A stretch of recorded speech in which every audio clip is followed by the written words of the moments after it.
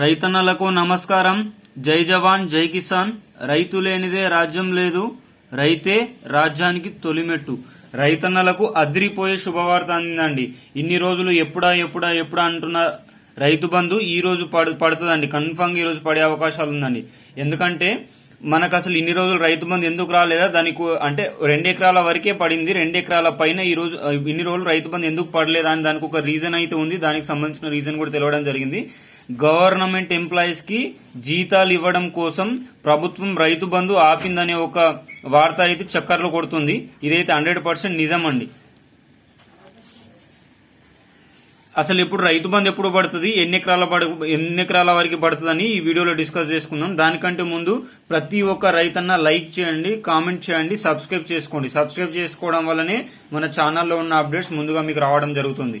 ఈ రోజు 2 పథకాలు అమలయ్యే అవకాశాలు చాలా ఎక్కువ మోతాదులో ఉన్నాయండి. మరో 2 గ్యారంటీలకు సీఎం గారు ఇచ్చే అవకాశం ఎక్కువ మోతాదులోనుందండి. ఒక పథకం వచ్చేసి గ్యాస్ కరెంట్ బిల్స్ అండి. గ్యాస్, రెండో పథకం వచ్చేసి కరెంటు బిల్ అండి. ఈ గ్యాస్ కరెంటు బిల్లు 2 పథకాలకు సంబంధించి ఈ రోజు ఆమోదం పొందే అవకాశాలు ఎక్కువ మోతాదులోనే ఉన్నాయి.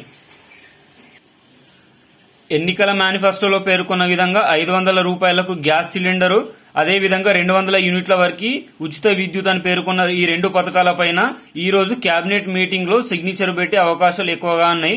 దీనికి సంబంధించిన గైడ్ లైన్స్, విధి విధానాలు కూడా ఈ రోజు అప్డేట్ అయ్యే అవకాశం ఉంది. ఒకవేళ అప్డేట్ అయితే మన ఛానల్లో మనం తెలుసుకుందాం.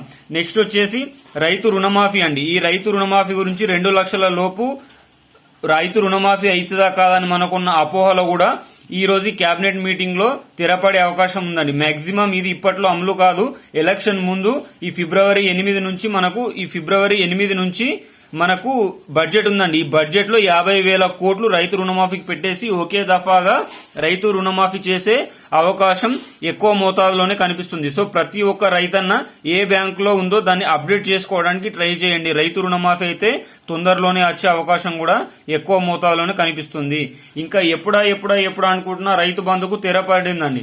ఇన్ని రోజులు యాక్చువల్లీ 30 నుంచి 2 వరకు రైతు రుణమాఫీ అనేది, రైతు బంధు అనేది ఎవరికి పడలేదండి. దీనికి కారణం గవర్నమెంట్ ఎంప్లాయీస్ కి శాలరీస్ ఇద్దామనే ఉద్దేశంతో ఎట్ ఏ టైం అంటే ఎగ్జాక్ట్లీ 1వ తారీఖు శాలరీస్ ఇద్దామని చెప్పేసి ఈ రైతు బంధు ఆపడం అనేది జరిగిందండి. అందుకే బ్యాంకులలో అన్ని కూడా బిజీ ఉండడం జరిగింది ఎవరికి శాలరీస్ ఇవ్వడానికి. ఈ రోజే అందిన వార్త. దీనికి సంబంధించి కొన్ని రైతు బంధుకు సంబంధించి 500 కోట్లు రిలీజ్ కూడా చేయడం అనేది జరిగిందంట. సో ఈ రోజు నుంచి 3 నుంచి 10 ఎకరాల లోపు రైతులకు అందరికీ రైతు బంధు పడే అవకాశాలు అయితే చాలా ఎక్కువ మోతాదులో ఉందండి. 100% ఈ రోజు పడుద్ది. ఈ రోజు లేకపోతే రేపు రైతు బంధు పడుద్ది. ఎందుకంటే రైతు బంధుకు సంబంధించిన అన్ని అడ్డంకులు కూడా తొలగిపోవడం అనేది జరిగింది. మీరు రైతులు ఏ జిల్లానో ఏ డిస్టికో ఎన్ని ఎకరాల్లో మీకు ఎన్ని ఎకరాల భూమి ఉంది, 2 ఎకరాల భూమి ఉంటే 2 ఎకరాల వారు, 3 ఉంటే 3, 4 ఉంటే 4, వీరికి ఈ రోజు పడుతుంది కదా.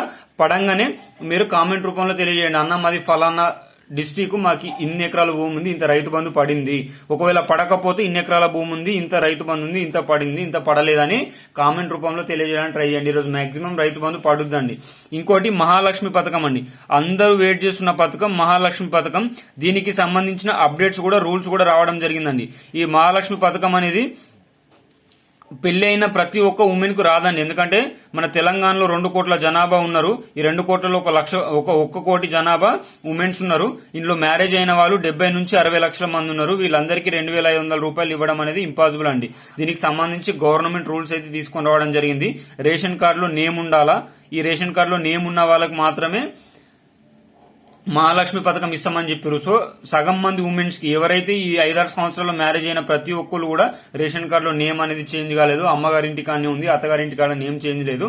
సో వాళ్ళందరి పేర్లు కొట్టేసే అవకాశాలు ఎక్కువ మోతాదులో ఉన్నాయి. దీనికి సంబంధించిన రూల్స్ చూసుకుంటే ఒక రేషన్ కార్డులో ఒక్కరికి మాత్రమే పెన్షన్ వచ్చే అవకాశం ఉందండి. ఇప్పుడు ఒక రేషన్ కార్డులో 4 ఉన్నారు. వీళ్ళ మామయ్యకి 58 సంవత్సరాలని, వీళ్ళ కోడలికి 20 సంవత్సరాలని, వీళ్ళందరికీ ఒకటే రేషన్ కార్డు ఉంటే వీళ్ళ మామయ్యకి పింఛన్ వస్తుంది కానీ తినకు మహాలక్ష్మి పథకం రాదు. అదే విధంగా 4 కుటుంబ సభ్యులకు 2 వేరు రేషన్ కార్డ్స్ ఉంటే ఈయనకు పింఛన్ వస్తుంది, ఈమెకు మహాలక్ష్మి పథకం